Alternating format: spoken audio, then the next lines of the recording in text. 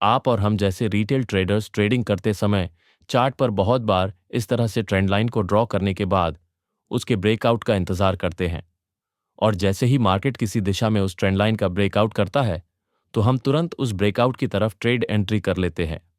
लेकिन कुछ ही देर में प्राइस रिवर्स होकर हमारे स्टॉप लॉस खा जाती है। अब हमने यहाँ ना तो ट्रेंड लाइन को गलत ड्रॉ किया है और ना ही हमारी एंट्री गलत जगह हुई है, फिर भी हमें बहुत बार लॉस ही क्यों होता है? इसे समझने के लिए हमें किसी ट्रेंड लाइन के बनने के पीछे क्या साइकोलॉजी होती है, इसे जानना पड़ेगा। तभी हम इस तरह के ट्रैप में फंसने से बच सकते हैं। इसलिए आज के वीडियो में हम किसी चार्ट पर ट्रेंड लाइन को सही तरीके से कैसे ड्रॉ करते हैं और उस ट्रेंड लाइन के पीछे की साइकोलॉजी क्या होती है, इसे समझने की कोशिश करेंगे। साथ ही कुछ इंपॉर्टेंट टिप्स को भी देखेंगे। चलिए सबसे पहले ट्रेंड लाइन को किस तरह से ड्रॉ करना है ये जानते हैं। आपके सामने ये एक चार्ट है जहां प्राइस हायर लोज बनाकर ऊपर बढ़ रही है। इसका मतलब यहां मार्केट में एक अप ट्रेंड चल रहा है। इसे और अच्छे तरीके से देखने के लिए हम जैसे ही इन सभी हायर लोज को एक लाइन से कनेक्ट करते हैं तो हमें यहाँ ये लाइन ऊपर की तरफ जाते हुए नजर आएगी। इसका मतलब यहाँ मार्केट में एक अप ट्रेंड चल रहा है। लेकिन बहुत से ट्रेडर इस बात से कंफ्यूज होते हैं कि यहाँ हमें कैंडल्स के बॉडी को मार्क करके ट्रेंड लाइन बनानी है या फिर कैंडल्स के विक को कनेक्ट करना है। देखिए, किसी भी मार्केट कंडीशन में ट्रेंड लाइन को ड्रॉ करते समय आपको सिर्फ ज़्यादा से ज़्यादा पॉइंट्स को टच करने की कोशिश करनी है। जैसे कि यहाँ अगर हम इन कैंडल्स की बॉडी को छोड़कर सिर्फ कैंडल विक को कनेक्ट करने की कोशिश करेंगे तो यहाँ ये ट्रेंड लाइन सिर्फ दो ही जगह पर टच हो रही है। लेकिन वहीं अगर हम कैंडल बॉडी से ट्रेंड लाइन को बनाएंगे तो यहाँ ये 3 पॉइंट्स को कनेक्ट कर रही है। तो क्या हमें कैंडल विक को छोड़कर हमेशा सिर्फ कैंडल बॉडी को ही कनेक्ट करना है? इसका आंसर है नहीं। क्योंकि अगर आप हायर टाइम फ्रेम में किसी चार्ट को एनालिसिस करने के बाद लोअर टाइम फ्रेम में ट्रेड एंट्री करते हैं तो उस समय आपको हायर टाइम फ्रेम में कैंडल विक को भी कंसिडर करना पड़ता है, क्योंकि चार्ट्स पर हायर टाइम फ्रेम में लोअर टाइम फ्रेम के मुकाबले ज़्यादा बड़ी कैंडल विक्स बनती है। जैसे कि यहाँ इस 15 मिनट टाइम फ्रेम वाले चार्ट पर कैंडल्स की सिर्फ बॉडी को कनेक्ट करते हुए हमने इस तरह से एक ट्रेंड लाइन बनाई है जिसमें कैंडल्स की विक को हमने छोड़ दिया है। अब इसी चार्ट को अगर हम 3 मिनट जैसे छोटे टाइम फ्रेम में देखेंगे तो यहाँ प्राइस ने 2 बार हमारी ट्रेंड लाइन को ऊपर की तरफ ब्रेक किया है, जिस वजह से हमें यहाँ ये एक ब्रेकआउट जैसा प्रतीत होता है, जिसे देखकर बहुत बार हम गलत जगह ट्रेड एंट्री करके अपना नुकसान करा लेते हैं। इसीलिए अगर आप बड़े टाइम फ्रेम में चार्ट एनालिसिस करके छोटे टाइम फ्रेम में ट्रेड एंट्री करते हैं तो उस समय कैंडल विक को कनेक्ट करना ज़रूरी है। लेकिन अगर आप छोटे टाइम फ्रेम में चार्ट एनालिसिस करके उसी टाइम फ्रेम में ट्रेड एंट्री करते हैं तो इस सिचुएशन में आप सिर्फ कैंडल बॉडी को कनेक्ट करते हुए ट्रेड एंट्रीज कर सकते हैं। यही सेम प्रिंसिपल आप डाउन ट्रेंड में भी इस्तेमाल कर सकते हैं। ट्रेंड लाइन को किस तरह से बनाना है ये सीखने के बाद अब आप ट्रेंड लाइन ब्रेकआउट्स पर क्यों ट्रैप होते हैं और इससे बचने का क्या उपाय है, इसे समझते हैं। ये निफ्टी 50 का 28 मार्च का 5 मिनट टाइम फ्रेम का चार्ट है, जहां प्राइस इस तरह से अपने प्रीवियस स्विंग हाई को ब्रेक करने के बाद ऊपर जाने की बजाय नीचे जाते हुए अपने पिछले स्विंग हाई के आसपास सपोर्ट बनाने की कोशिश करती है।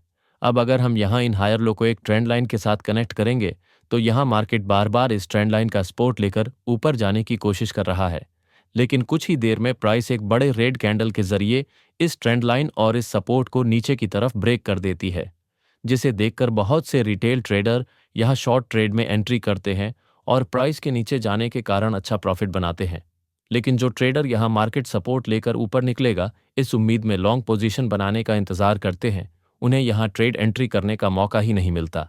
लेकिन नीचे जाने के बाद प्राइस जैसे ही यहाँ से ऊपर बढ़ने की कोशिश करती है तो यहाँ कुछ लोग इस तरह से फिर से एक ट्रेंड लाइन ड्रॉ कर लेते हैं। साथ ही यहाँ 23,500 की एक राउंड नंबर लेवल का सपोर्ट भी चार्ट पर मौजूद होता है। लेकिन एक बिग बेरिश कैंडल के साथ प्राइस फिर से नीचे आते हुए इस ट्रेंड लाइन को ब्रेक कर देती है। अब जो भी ट्रेडर यहाँ फर्स्ट ब्रेकआउट पर शॉर्ट ट्रेड में एंट्री नहीं कर सके, वो सभी मार्केट जैसे ही इस महत्वपूर्ण लेवल को नीचे ब्रेक करता है तो तुरंत शॉर्ट ट्रेड में एंट्री करने का मन बना लेते हैं और इस कैंडल के हाई पर अपने स्टॉप लॉस लगाकर शॉर्ट ट्रेड में एंट्री करते हैं। मगर प्राइस एक्शन के साथ अगर आप इस चार्ट को स्मार्ट मनी कंसेप्ट का इस्तेमाल करते हुए पढ़ेंगे तो यहाँ मार्केट में हायर लेवल्स पर नीचे के मुकाबले ज़्यादा लिक्विडिटी मौजूद है। यहाँ 1, 2 और 3 जगह शॉर्ट सेलर्स के स्टॉप लॉस अभी भी मौजूद होने की वजह से इस एरिया में बड़ी संख्या में लिक्विडिटी पड़ी हुई है। अब क्योंकि मार्केट यहाँ और यहाँ ऑलरेडी 2 बार बायर्स के स्टॉप लॉस हिट कर चुका है, इस वजह से नीचे बायर्स के स्टॉप लॉस पूरी तरह से खत्म हो चुके हैं और किसी भी कंडीशन में मार्केट को एक जगह से दूसरे जगह जाने के लिए लिक्विडिटी की ज़रूरत होती है और जिस भी दिशा में ज़्यादा लिक्विडिटी मौजूद होती है मार्केट उस दिशा में बड़ी तेज़ी से मूव करता है। लेकिन इस लिक्विडिटी को ग्रैब करने से पहले चार्ट पर आपको इंड्यूसमेंट यानी कि फेक ब्रेकआउट्स बनते हुए नजर आएंगे।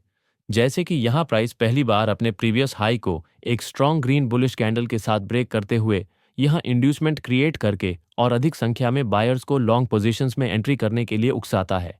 इसका मतलब यहाँ मार्केट उनकी साइकोलॉजी के साथ खेलता है और दूसरी बार फिर से प्राइस यहाँ चार्ट पर एक सपोर्ट बन रहा है, ये दिखाकर बायर्स को बुलाता है और उनके स्टॉप लॉस खा जाता है।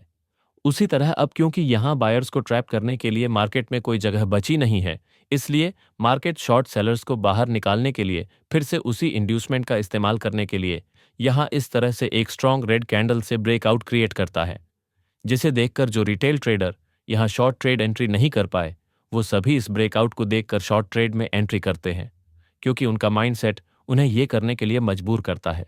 मार्केट में बड़े इंस्टीट्यूट्स अपना पैसा बनाने के लिए एक रिटेल ट्रेडर की साइकोलॉजी के साथ खेलते हैं और उन्हें लालच दिखाकर अपने जाल में फंसाते हैं।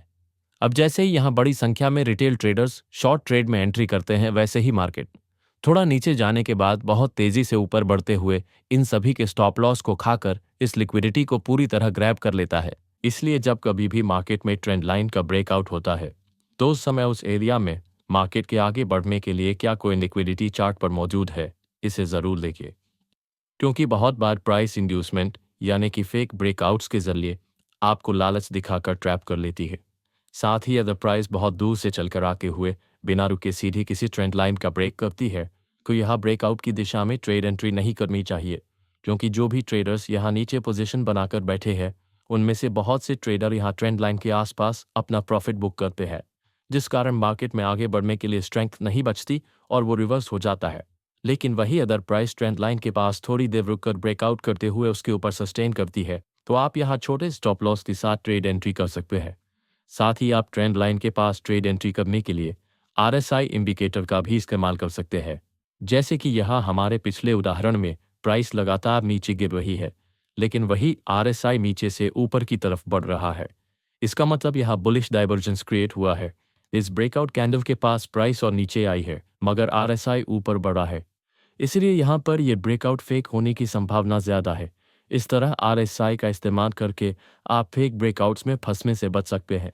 अगले वीडियो में आप किस टॉपिक को समझना चाहते हैं कृपया कमेंट में ज़रूर बताएं और हमारे चैनल को सब्सक्राइब करना ना भूलें। धन्यवाद।